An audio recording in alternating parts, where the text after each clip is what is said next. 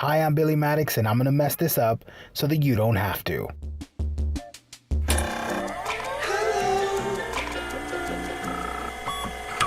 I'm having a lot of fun doing these junk food notebooks, is what I'm calling them. This junk food series of books. Anyway, welcome back to Bookbinding Basics. I'm gonna make another one today. We're gonna make the chicken nugget notebook. This is the top of a 20-piece chicken nugget box. I shared it with like 4 friends, like no big deal. We all had like 5 each. We're, very sensible. I didn't eat all 20 by myself or anything like that. But I folded the pages, cut down the pages. Obviously, your pages and whatnot will be dictated by what you're using as a cover. So I measured half of this and use that as the size of my papers. So I need to figure out where the halfway point of this, it's a very odd measurement, as you saw a second ago. And I'm trying to figure out, it's like a weird, like, a weird like 5/8 situation. Maybe even like a, 11/16 or something. 11/6. Sorry. So I'm gonna make my marks here and just draw a line, which I've done. And I'm gonna use my bone folder, the sharper side of the bone folder. It's not sharp, but the pointier bit of the bone folder to make a score line down the center, because this is like a thick board. If I just go in and fold it, it's going to crease all over the place, and you don't want that. So, here's a tip. If you're ever using any kind of like board or something, do a little score line. It's just it's an extra step, sure, but you're gonna get a clean fold without any weird creases. It's just gonna look a lot cleaner. It's also gonna fold a bit better. So, did my score line there. Just gonna double check to make sure everything is right. It is, but at this point I've measured this like maybe 4 times. I just want to make sure. Then just fold along that score line. It's going to want to fold by itself on you, and you get a very clean fold, very exact fold, no creases along the spine, which is what you want. You get one shot at this, unless you're some kind of monster and eat more than one 20-piece chicken nugget box. Or, maybe you do. I'm not judging you. If you want to eat these. Obviously, I told you I ate this 20-piece amongst 10 friends. So all of us had 2, like, respectable people. We had 2 chicken nuggets. And we each had a sip of soda. Don't share your soda, because you know what's going on. don't share spit unless you know what that spit got. What am I talking about right now? Okay. Anyway, I'm just securing this thing. Before, the chicken nugget boxes were kind of, do you remember the old ones? They were like this white card, and it just had like the arches. This is like a little bit designy. It doesn't even say chicken all the way across. It says 20 chick nugs or whatever.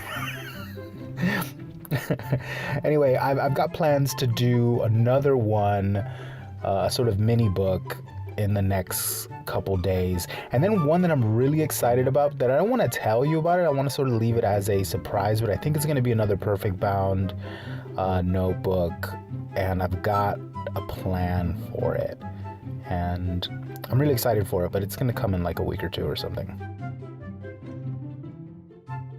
I don't know why I'm checking this fold so much. Here I'm just kind of flexing it, just giving it a little massage so that everything like feels loosey-goosey.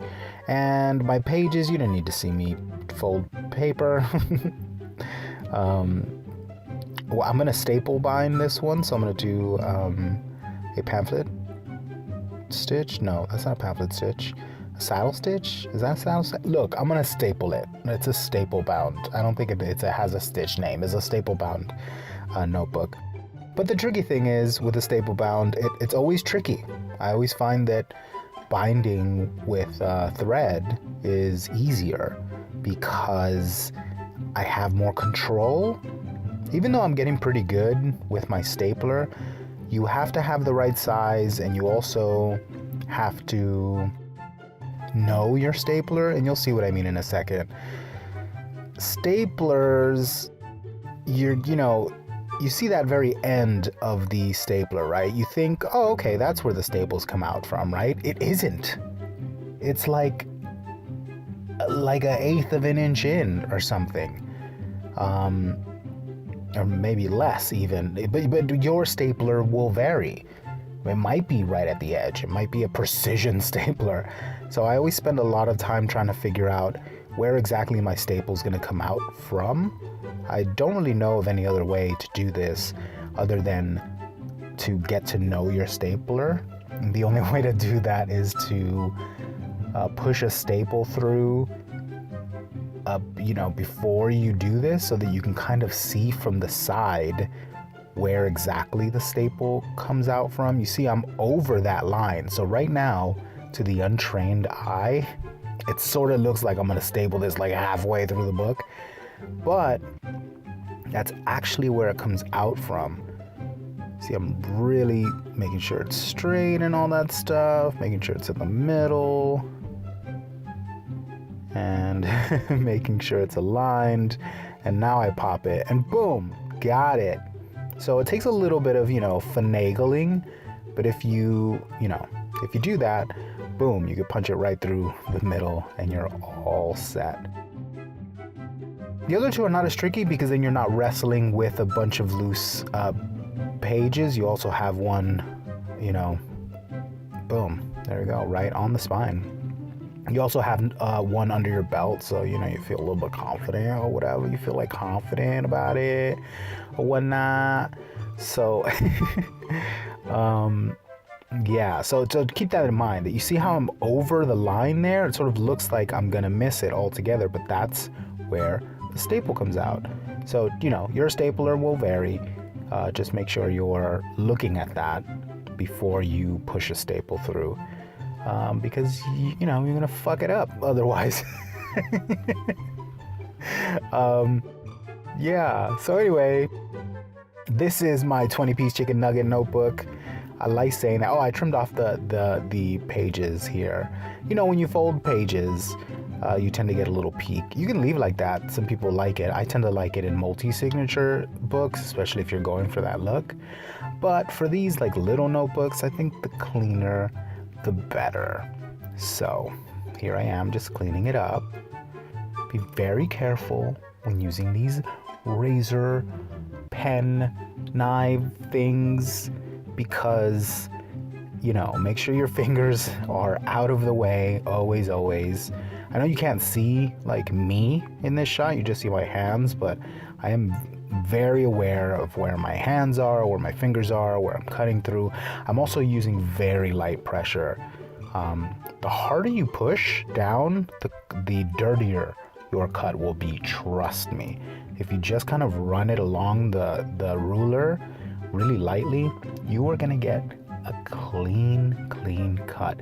It is counterintuitive, I know. Look, I know you're screaming at the screen right now. You're like, well, what if I just do it in one go? First of all, you ain't that strong. You can't. You're not gonna be able to. And B, don't.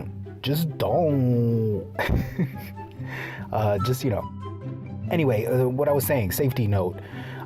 Be very aware of where your hands are when you're dealing with these kinds of things, because they're very sharp, and if you cut yourself, you will die.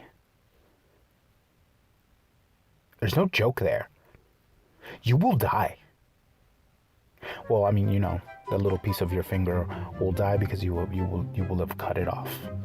I just flipped it over here and cleaned up the other edge. Because it also had some overhang. Sometimes that will happen. Really light cuts. Light cuts here.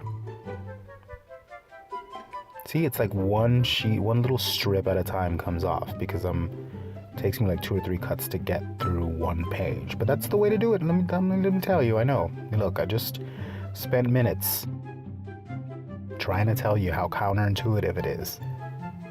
But that's what you want to do, okay? Okay.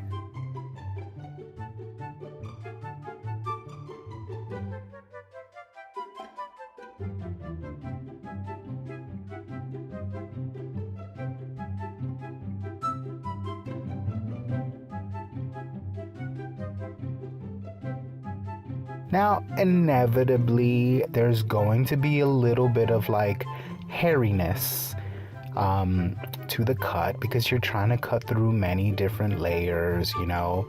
Things shift, things pull, things push, you know what I mean? Yeah, pressure on your blade could be different. The pressure on the ruler could be different. It could cause the pages to shift.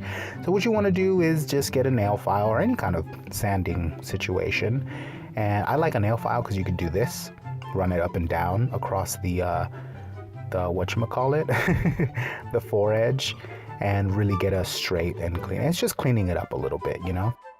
You're gonna have little dangly bits. You're gonna have little rough bits. This will just clean it all up. And I do it with the cover, and then I sort of do it just to the pages all. It also feels really nice to the touch after you've done this because it softens up the edges of the pages.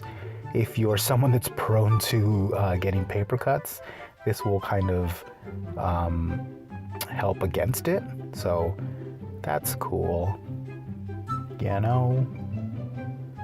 But yeah, just file your book nails right now. This is what you want to do. Once you're done cutting your book nails, what are you gonna do? You gotta file your book nails.